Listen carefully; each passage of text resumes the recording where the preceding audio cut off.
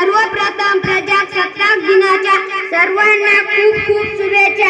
माननीय अध्यक्ष महोदय, ते जमलेले संपूर्ण लहान थोर आणि माझे गुरुजन वर्ग, आज मी आपल्या समोर शेतकऱ्याच्या परिस्थितीविषयी माझे मनोगत मांडणार आहे। शेतकरी हा शब्द जेवढा उच्चारायला सोपा वाटतो तो तितका सोपा नाही। अरे, अभिमानाने सांगितलं पाहिजे की आम्ही शेतकऱ्याची मुलं आहोत, पण आज शेतकरी अभिमान दाखवताना डगमगतोय। आणि आज याचाही अभिमान वाटला पाहिजे की आम्ही नशीबवान आहोत, कारण आपणास प्रधान संस्कृती भेटली, त्यातही आम्ही आज अभिमान दाखवताना कचकचतोय का?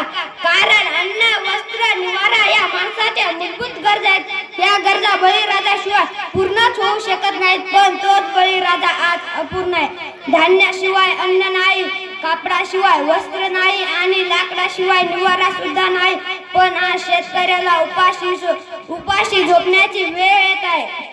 महाबियाणे, बेभरोशाचा पाऊस आणि आयुष्याचा खेळ खेळणाऱ्या बाजार भाव्य गोष्टीला तो त्रस्त झालाय।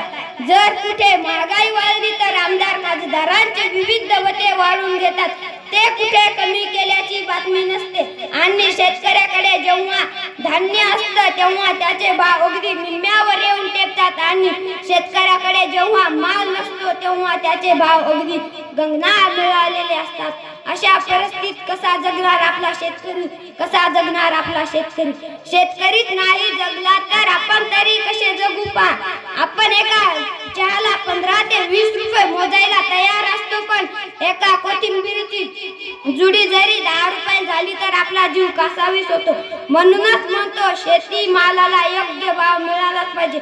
म्हणून म्हणतो शेती मालाला योग्य भाव मिळाला पाहिजे। जय जवान जय किसान। धन्यवाद। छान छान।